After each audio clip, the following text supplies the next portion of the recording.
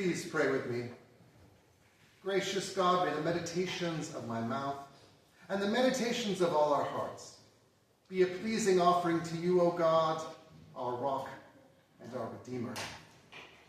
Amen.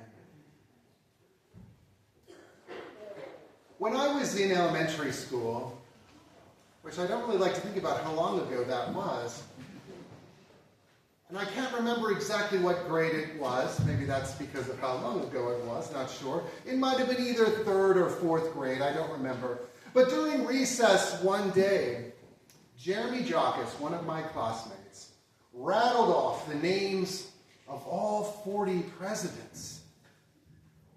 For whatever reason, he had memorized all of them. I must say that I was impressed. And all this time later, I still remember it. But to this day, I could not do that. I mention that story often because often when we approach the subject of history, which I know everybody here loves, right? That's exactly why I was a history major, because everybody loves history. But when we approach history, it's often told as the story of famous men, powerful men, and maybe a few women here and there. Now, the field of history has long realized the narrowness of that approach and how that oversimplifies a lot of what happens, since that deals with at most 1% of society and kind of misses the overwhelming majority of the people who we're talking about.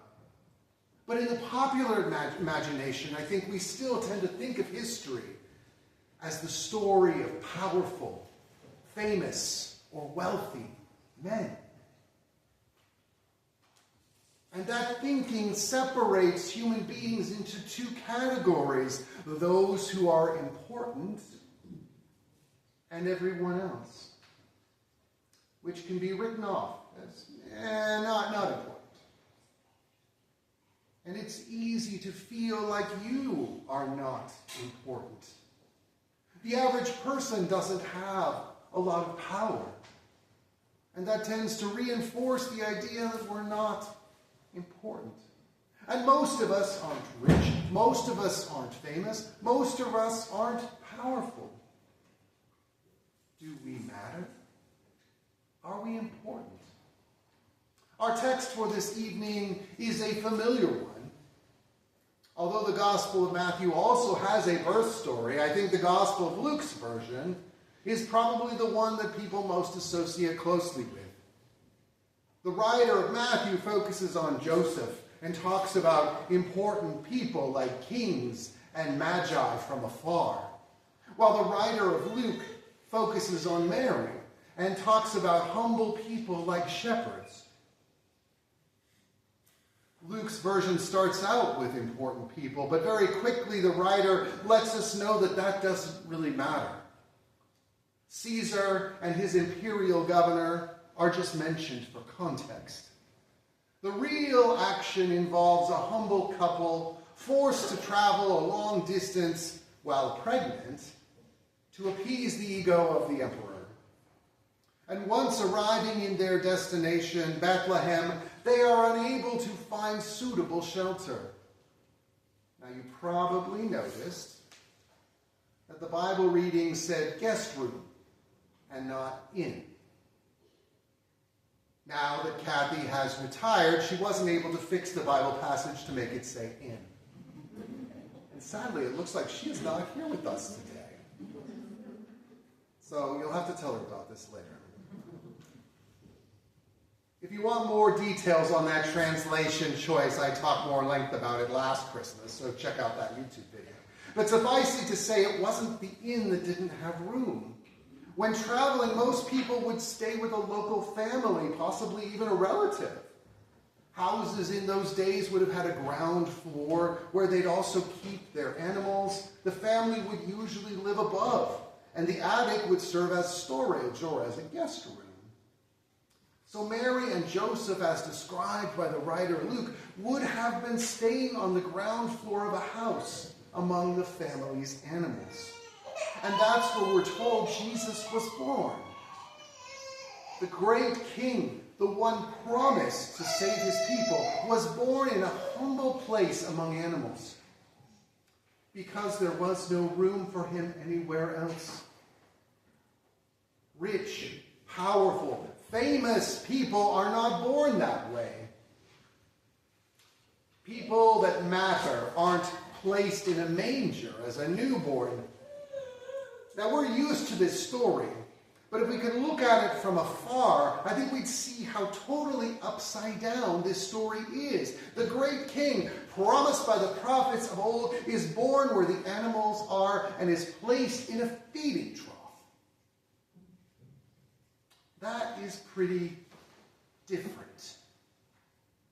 And in fact, as I was thinking about that, it occurred to me that if you wanted to write a comedic story, that would make the details of the story would make for a good comedy, because everything happens exactly 180 degrees from the way it's supposed to. This isn't the way these kinds of stories are supposed to go. So let me tie some of these threads together. We're told that only some people matter. The people that matter are rich or famous or powerful. And indeed, that might be the way this world works. But that's not the way that God works. Consistently throughout the Bible, God shows a bias for the marginalized, for the most vulnerable in society. Widows, orphans, immigrants, the poor, these supposedly unimportant people are the ones who receive special attention from God. And we see that in our reading for this evening. The first group to hear of Jesus' birth are shepherds out in the fields. These are not elite people. These are low-income wage earners with a bad reputation. Yet they are the ones who receive the word from the angels. And they are the first to arrive on the scene and announce the good news to everybody that they could. So it's not a bug that Jesus was born in this way. It's a feature. He was born this way to permanently put down the idea that only some people matter. He was born this way to show to all the people that God doesn't care how famous you are, how rich you are, how powerful you are. He was born this way to give all people the hope of salvation. To know that everybody from any situation, from any walk of life, is beloved of God and is able to receive God's gift of grace. And if anybody would ever try to claim some special status, all anyone has to do to refute them is to point to this story, point to Luke chapter 2 and say, "See here." No. That is not the way this works. Jesus was born in a lowly station, from a family of meager means, living in a backwater town, in a backwater province of a great empire. And knowing that gives us hope that we thought about when we lit the first candle of Advent. Knowing that gives us peace that we pondered when we lit the second candle. Knowing that gives us joy from the third week of Advent. And knowing that gives us love, which we learned about on the fourth week. God is coming into our world. God is breaking down barriers between people. God is uniting a disparate group of people into one. All united by our basic and fundamental understanding that no one is unimportant to God. Everyone matters.